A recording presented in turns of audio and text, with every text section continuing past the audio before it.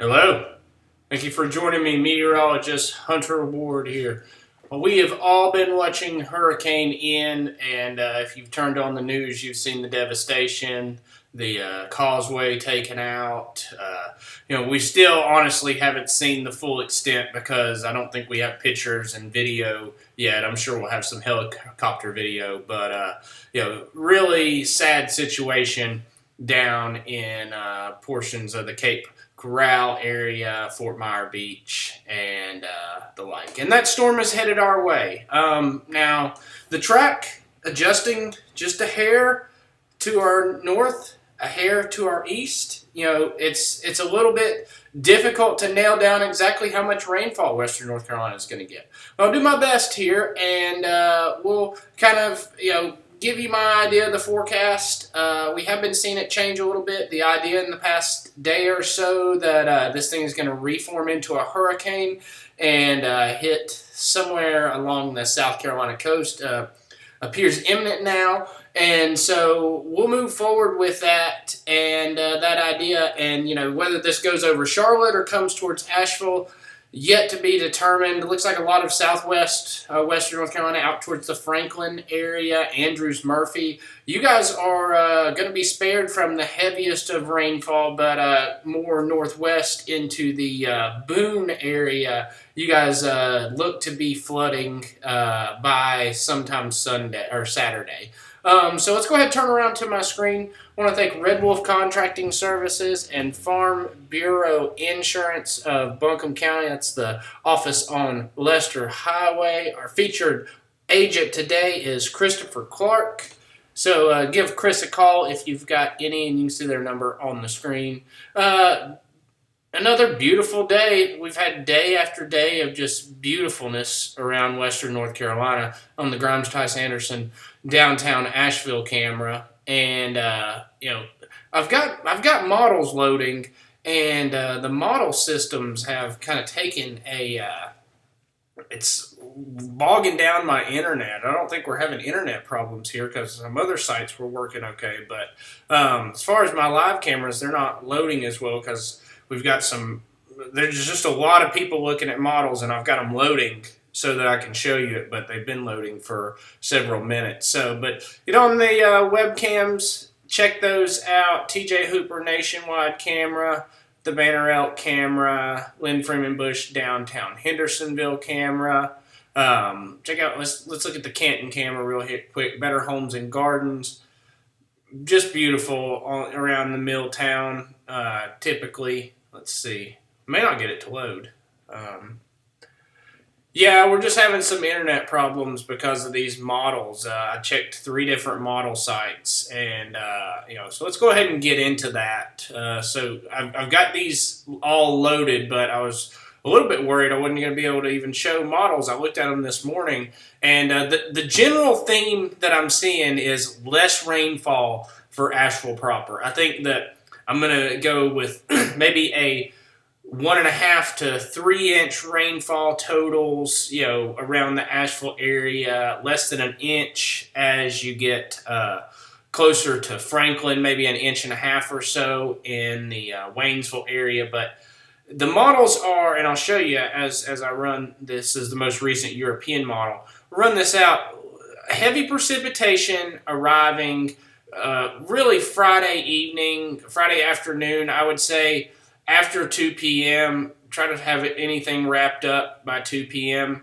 And then check this out. So instead of coming right towards us, it goes over Charlotte. Pretty stout storm comes in along the South Carolina coast, but continues north. And we get a little bit of wraparound, but and I do think that Saturday evening's kind of going to be nasty, but, it's not going to be as nasty as we originally thought. And as far as rainfall totals, I mean, since this thing isn't directly hitting Western North Carolina, Just like we had a little bit of a change of track, there was some idea that it might hit the Tampa area, but it went farther south, Punta Gorda area, Fort Myer area.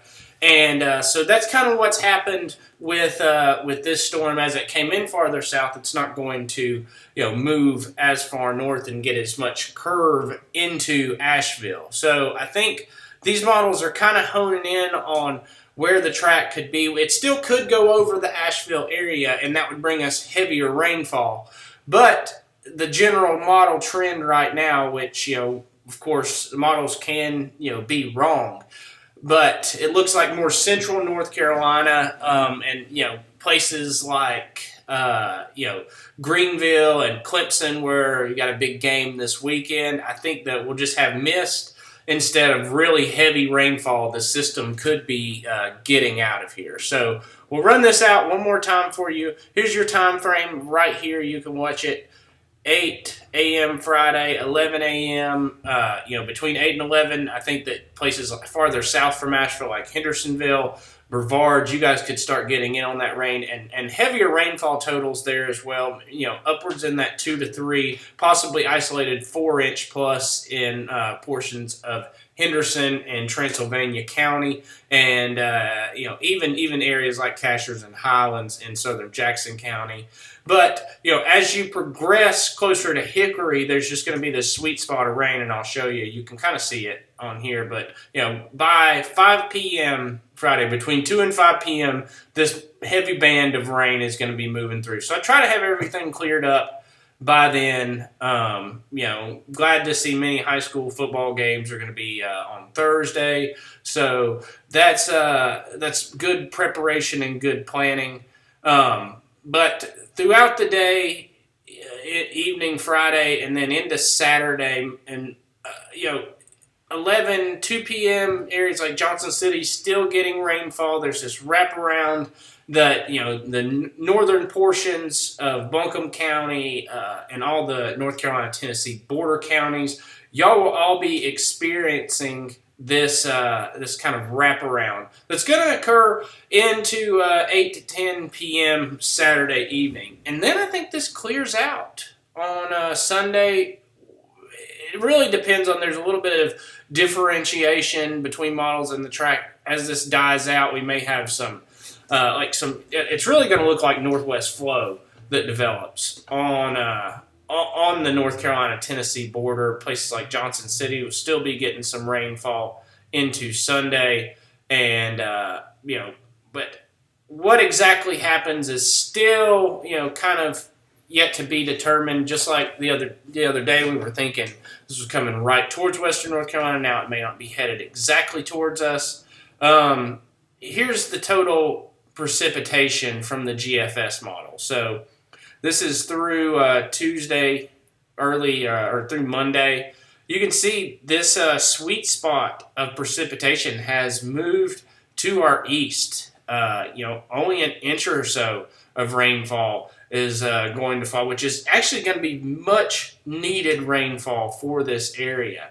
And places in like Andrews, Murphy, you guys may not even hardly see any rainfall. Franklin, you guys, a half inch or so is possible if this track verifies, if the storm track goes over Charlotte instead of comes to Asheville.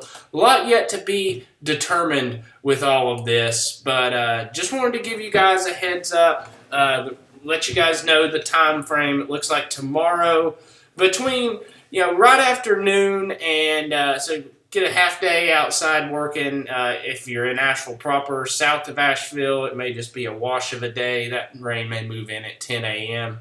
But it's going to gradually push north and west from the coastline. And so how exactly this tracks out, we may end up on the higher end of the 3-inch threshold around Asheville, but I'm betting that we're going to be on the lower end of maybe a 1 to 1.5. Avery, Yancey, Watauga counties, all those locations could experience flooding. This model is still showing 4 and 5 inches of rainfall, kind of right along that northern periphery of the Blue Ridge Escarpment. So be careful if you live in those areas. Hickory, Morganton, Marion, even the Charlotte area, 5 inches of rainfall. That's definitely going to bring the streams, bring the rivers out of their banks. So be mindful of that. And just have a plan if water rises around you. So thank you guys for joining me. Make sure you send me your reports. Wind gust, I know that that'll be a question. I think 20 to 30 miles per hour may be the highest gust that we see around western North Carolina. Below 3,500 feet, above that, maybe 45 to 50. But, I think this is turning into a better case scenario than what it was appearing a few days ago, especially for the leaves around western North Carolina. So you have that, and we do need this rainfall because it's extremely dry around the area. So we didn't need too much of a good thing, but it does appear like if this track comes to fruition that we'll get some beneficial rainfall, and things could be wetted up so we're not progressing to a wildfire situation. So thank you guys for joining me. Have a great evening. Check back with me soon.